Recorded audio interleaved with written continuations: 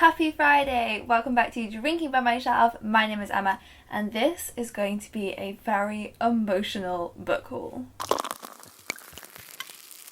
This video has been very kindly sponsored by Books2Door. They are a website where you can buy really affordable books and, most excitingly, in my opinion, really affordable book box sets. I've worked with them a couple times before. It's actually thanks to them I was able to do my Percy Jackson readathon, as well as my reading the whole of Anne of Green Gables in one weekend challenge. Honestly, any 24-hour readathon that I do from now on, not promising that I will because they're exhausting, but if I do, I will 100% be getting the books from Books2Door. Like, I cannot tell you how much money I spent on getting all of those whole series for those videos before I discovered Books2Door. I think they're incredible. Honestly, I will link their website in the description box below so you can go and check out just how amazing their prices are and how amazing their selection is. They have loads of children's books, they have young adult, they have all the way up to adult books, and in this video they have sent me a very exciting box. I'm going to try and lift it up to show you, but honestly it's so heavy. This, honestly, I'm half convinced is just full of bricks instead of books. It is so heavy. So what is going to be inside here is a nostalgia book haul. I have been talking to Books2Door about my favourite childhood series, and I'm so excited to open this up, but also nervous that I might just burst into tears. Okay, let's go in.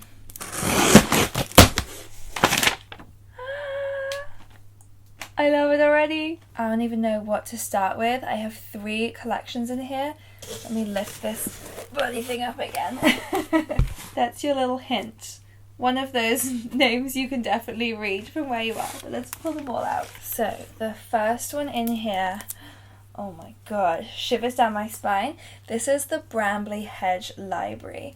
I have not seen one of these books in probably 20 plus years. This was a series by Jill Barklem. We have 8 books in here, and they're all about little mice. 8 classic countryside tales. Oh my god. Even just like the illustrations around the side of the brambles are so familiar to me. Okay, I've got to open it up. I'm so intrigued to know if anyone else read these. I feel like I haven't had conversations with people about these. Were they like a very, very British thing? Starting with Spring Story. Over the stream and across the field is the world of Brambly Hedge. Oh, it hurts. In a good way. Look how precious. I'm getting such chills. So this is a little illustration of Brambly Hedge. And we have the field is the main bit here. And then, I can't remember all these places. Crabapple Cottage. The Voles Holes. This is absolutely precious. I have such strong memories of being read these books. I remember that picture. So this is where they live. We get to see inside a tree all of the different rooms that they have. And the store stump is where everyone in Brambly Hedge goes and buys their food. Oh, and the couple next door, Mr. and Mrs. Apple, their daughter Daisy is married to Lord Woodmouse. I remember that name. I don't know why I remember that name. It's such a weird mix, this, of things that I remember really, really clearly and some things that I don't remember at all, but they're so sweet. Like, this is a sample of the kind of sentences you'll find in here. "Ah, there you are, you rascals," he exclaimed, discovering his trousers behind the sofa. I feel like I remember going through and wanting to eat everything from each page. When the moon came up that night, Brambly Hedge was silent and still. Every mouse was fast asleep. That's the end of Spring Story. I want to just sit here and read them all. 24-hour readathon of Brambly Hedge. It would probably take me total an hour. That is absolutely magical. I'm going to have to put that aside for now and maybe later just like sit and stare at it and have a cry. I don't even know where our original Brambly Hedge books are from when I was little. Like, I don't remember seeing them in my parents' house. Maybe we donated them. I have a lot of younger cousins, so a lot of our stuff like got passed on to the younger cousins. So I don't know where our Brambly Hedge books are, but now I have a whole Brambly Hedge library. And honestly, this is beautiful and I'm obsessed. It's gorgeous. Okay, whew. Let's regroup and go back in. I have 2 massive sets in here now. So this is, hello, the famous 5. I don't think I even knew there were so many of these. There are 21. Which ones have I read? Again, I want to know who of you remembers Famous Five, because to me that sounds like obvious. Famous Five was so famous if you grew up in the UK.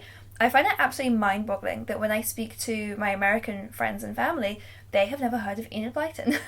Like, so many of them have never heard of Enid Blyton, who is like I was going to say one of the, but I think the most prolific children's author in the UK, and I guess worldwide, but like people hadn't heard of her outside the UK. It's obscene. I was obsessed with Enid Blyton. Like, the Famous Five books were definitely ones we've read a lot. The Mallory Towers books, the Naughtiest Girl in the School books. What else was there? Oh, the Castle of Adventure, the Island of Adventure, that whole series. So much nostalgia. Okay, let's open this baby up. So the Famous Five, if you happen to be from perhaps America and you don't know what the Famous Five are, they are 4 children and a dog. The children are called George, who is a girl, and has a dog called Timmy. He's the 5th member of the Famous Five. Then there's also another girl called Anne. There is a boy called Dick, lol. And what's the other boy called? Is it Julian? I don't think it's Julian. I think Julian is their uncle. They have no, it is Julian. The uncle is Quentin, and the aunt is called Fanny, which is also lol. For some reason, whenever I think of Famous Five, I have one particular quote that I just like remembered always as a kid. I used to quote it all the time. I don't even know which of these books it's from, but it's, "How long till we get to Aunt Fanny's," said Julian, eating the very last jam sandwich and wishing there were more. I'm going to have to go through all of these to find that one sentence. So which of these do I think I've read? 5 on a Treasure Island. I'm sure I have. That's the first one. 5 Go Adventuring Again. 5 Go to Mystery Moor. Definitely. I remember that one's where like the fog comes. Beyond that, it's hard to know. I have a book on my shelf over there called 5 Go Gluten Free, but funnily enough, that's not one of Enid Blyton's originals. Okay, I can't get this first book out. Oh, I made a mess. Okay, book number 1, The Famous Five. Julian, Dick and Anne, so they are all brothers and sister, are spending the holidays with their tomboy cousin George and her dog Timmy. One day, George takes them to explore nearby Kirin Island, with its rocky little coast and old ruined castle on the top. Oh my god, honestly, like suddenly my throat just closed up and I felt like I was going to cry. Brambly, Hedge, I mostly remember my mum reading to me, and The Famous Five, I mostly remember my dad reading to me. I think the jam sandwich sentence should probably be in the first book, right? Yeah, they're going for a picnic. Ah! I found it! Oh my god, page 7, book 1. I was not quite word for word. "What time shall we be at Aunt Fanny's?" asked Julian, finishing up the very last sandwich and wishing there were more. So I made up the jam thing. But oh my goodness, that has been in my head for, 25 years? Okay, let's fix this. I spilled all of the books out of the box. These are all such beautiful, nostalgic additions as well. I can't believe how gorgeous these are. And they have such adorable titles. Like, what was the one I just saw? 5 Have Plenty of Fun. Book 14 in the series, so after they've been on all of these adventures, which get like quite scary and dangerous, we just have one called 5 Have Plenty of Fun. That is so sweet. At some point they get kidnapped. I think George at one point gets kidnapped by smugglers, and she sends a message to them, and the only like clue that she gives them, because the smugglers tell her exactly what she has to say, and then she signs her name Georgina, which the smugglers wouldn't notice was weird, but all of the rest of the gang know that she would only ever call herself George, so she's clearly in danger. Oh, and they're illustrated as well. Yeah, they have such precious pictures on the front, but they're also illustrated in the books themselves. Look at them! This is bringing some stuff back up in me. I wonder what happens at the end of the last book. Should I have a look? Am I going to give myself spoilers? Because I'm fully planning to read all of these. Book 21 is called 5 Are Together Again. What an exciting time we've had. I really did enjoy every minute of it. And then it ends! That's the end of the series. And then Enid Blyton says, "So did we, George. Hurry up and fall into another adventure. We're longing to hear what you and the others will be up to next." I'm honestly crying. How we wish we could join you. We do! Goodbye for now, and take care of yourselves, 5. Good luck. I'm actually crying. Oh my god. What's wrong with me? Ooh. Well, that is absolutely precious and such a beautiful collection.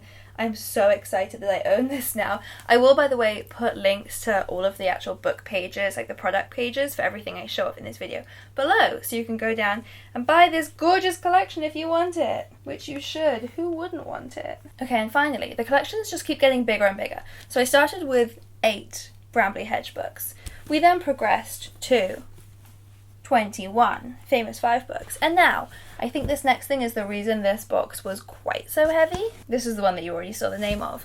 We have Winnie the Pooh, the complete collection. Let's get this box out of my way. In here we have 30 Winnie the Pooh books, and again, illustrations that are just making me feel so nostalgic. I remember looking at these. Of all of the collections that I've had in this box, Winnie the Pooh is, funnily enough, the one that I remember the least being read to me as a child.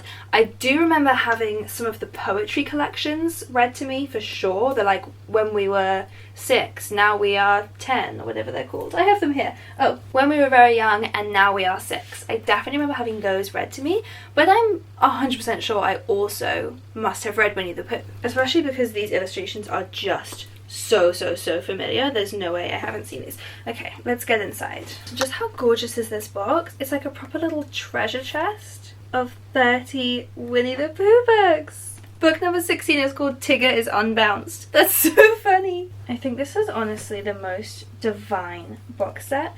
Like, it even has the little ribbons and the beautiful illustration at the back. Like, this is gorgeous. This would be such a nice present. Like, if you know someone who's just had a kid or something, this could like stick with you throughout your life. I'm doing the sales pitch. This is gonna stick with me throughout my life from now on. I've already had quite a lot of life. Okay, I was gonna look at book number 1. Book number 1 is called Winnie the Pooh and Some Bees. That's so sweet. And there we have Winnie the Pooh hanging on to a balloon for dear life. The only reason for being a bee that I know of is making honey. Ain't that the truth? Again, we have gorgeous little maps inside. So this shows off the 100-acre wood. Christopher Robin has labelled this bit My House. Then we have Owl's House, Bee Tree, Sandy Pit where Roo plays. Why was there a kangaroo in the 100-acre wood? Pooh Trap for Heffalumps. Going back to that though, why was there a kangaroo? Isn't this in like Sussex? So was this the first time that Winnie the Pooh was introduced? I think it is, yeah. Because I remember this. Here is Edward Bear coming downstairs now, bump bump bump on the back of his head. There he is going down the stairs. And it even describes the name. When I first heard his name, I said, just as you were going to say, but I thought he was a boy. So did I, said Christopher Robin. Then you can't call him Winnie. I don't. But you said, he's Winnie the Pooh. Don't you know what the means? Ah, yes. Now I do, I said quickly, and I hope you do too, because it's all the explanation you're going to get. I feel like that's probably a direct transcript of a conversation that A. Milne actually had with Christopher Robin. On that note, have you guys seen the movie Goodbye Christopher Robin? Is the one that I loved so much. It made me cry so much. It's about the relationship between A. Milne and Christopher Robin, which was not always an easy, happy relationship, and it is absolutely precious. So I think this is when we first meet him, and I love the fact that literally the first Winnie the Pooh book is called Winnie the Pooh and Some Bees. I think that's adorable. Oh, look at little Christopher Robin. Look at him just standing there looking down at his bear. I have read this. I've read this. The second I saw this, I remember the whole plan. They hatched this whole plan about going after honey with a balloon and how to not let the bees know that you're coming. So whether you should have a green balloon or a blue balloon so you don't get noticed, and you, the bear hanging under the balloon, have to try and look like a small black cloud. I remember this so well. And he does. Winnie the Pooh goes and like rolls in mud so that he'll look like a little black cloud. And then when he comes down, his arms are so stiff from holding onto the balloon string that he can't put his arms down. They stayed up straight in the air for more than a week. I honestly remember that so well. Okay, they all have such sweet names. Piglet is entirely surrounded by water. Rabbit organises almost everything. An expedition to the North Pole. We're going on an expedition, all of us, with things to eat. Also, in the map in this one, they've labelled a good place to play cricket. I've been to the real 100 Acre Wood and I have played Pooh sticks there. See, so this one I don't remember as much. So I obviously got to a certain place in this series and then stopped. But now I can rectify that because now I own all 30 of these books. I don't think I'm going to move from this spot until I've read my way through all 3 box sets I just received. Maybe I'll read myself a bedtime story every night before bed. I can't get over how cute this is. Treasure chest! Okay, I'm feeling emotional. Well, that was honestly the dreamiest book haul I have ever received, so thank you so much to Books2Door for sending me all of these gorgeous collections.